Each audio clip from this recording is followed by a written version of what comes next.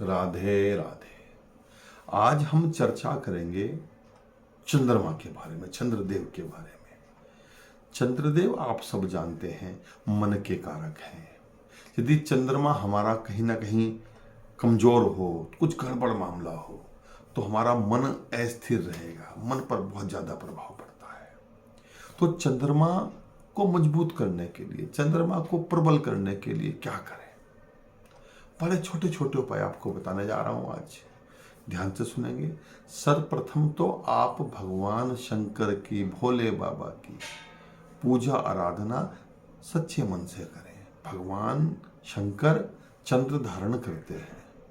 यदि भगवान शंकर प्रसन्न है तो चंद्रदेव भी निश्चित रूप से प्रसन्न होंगे। दूसरी बात, चंद्रदेव को प्रबल करने के लिए, मजबूत करने के लिए बहुत छोटा सा उपाय है। आप शुक्ल पक्ष में चंद्रमा के दर्शन किया करें, और विशेष रूप से पूर्णिमा के दिन।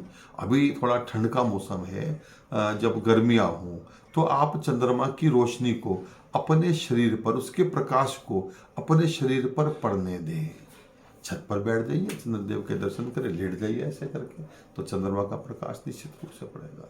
वास्तव में सारे आनंद सुख प्रकृति ने हमको दिए हैं, पर वो हम उसका लाभ नहीं उठा पाते हैं।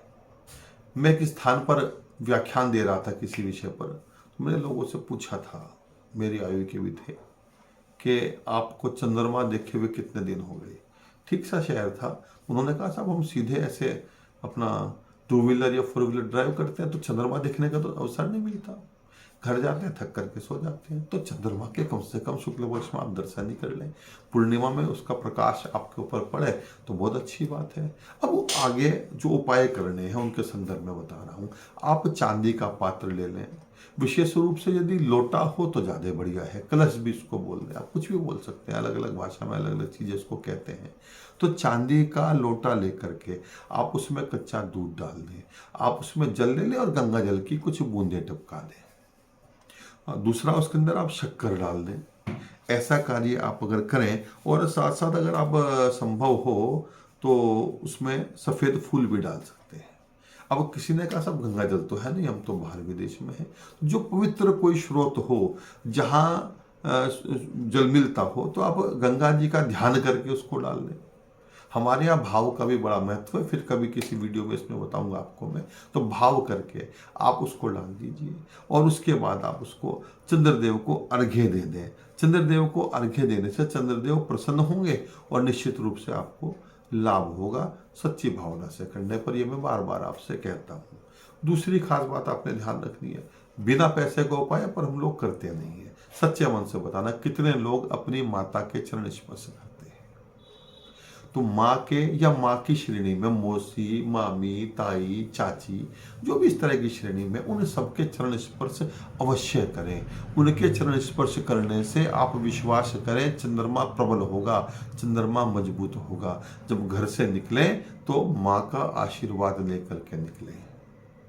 माँ का घर में अपमान ना हो। यदि आप विवाहित हैं तो विशेष रूप से ध्यान रखें, माँ का घर में अपमान ना हो। जिस घर में सास का, यानी कि बेटे की माँ का अपमान होगा, उस घर में चंद्रमा का प्रभाव अच्छा नहीं होगा।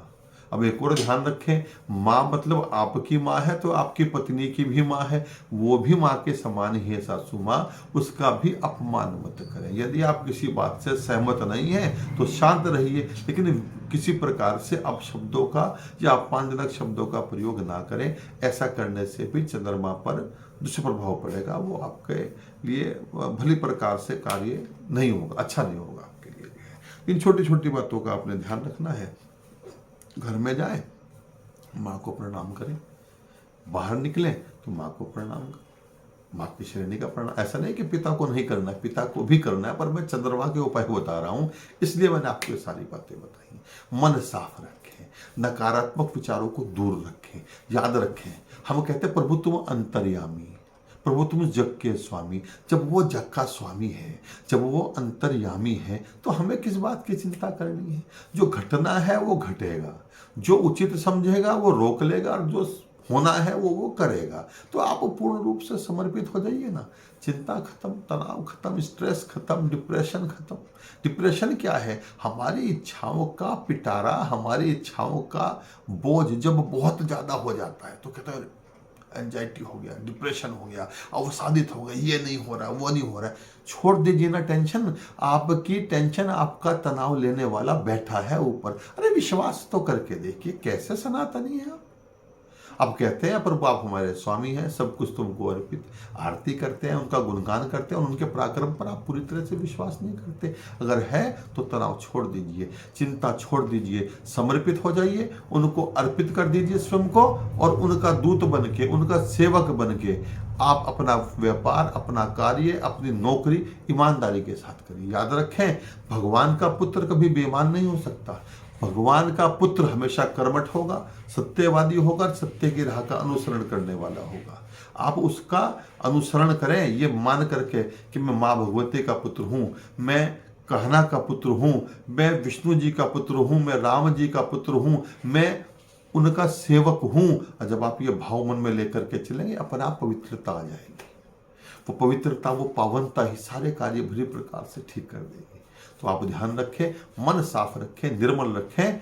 यदि कहीं आवश्यकता हो तो आप मुझसे संपर्क कर सकते हैं। मेरा नंबर आप नोट कर लें, 9456 270 912। हाँ, एक और विशेष बात, बहुत से लोग मुझसे मैसेज करके, क्योंकि पहले नंबर मैंने डाला था वीडियो में, मेरा परिचय पूछते हैं। तो बहुत जल्दी, अति शीघ्र मैं आपको अपना पूरा परिचय दूंगा और आपके समक्ष रखूंगा, मैं कौन हूं, कहां से हूं।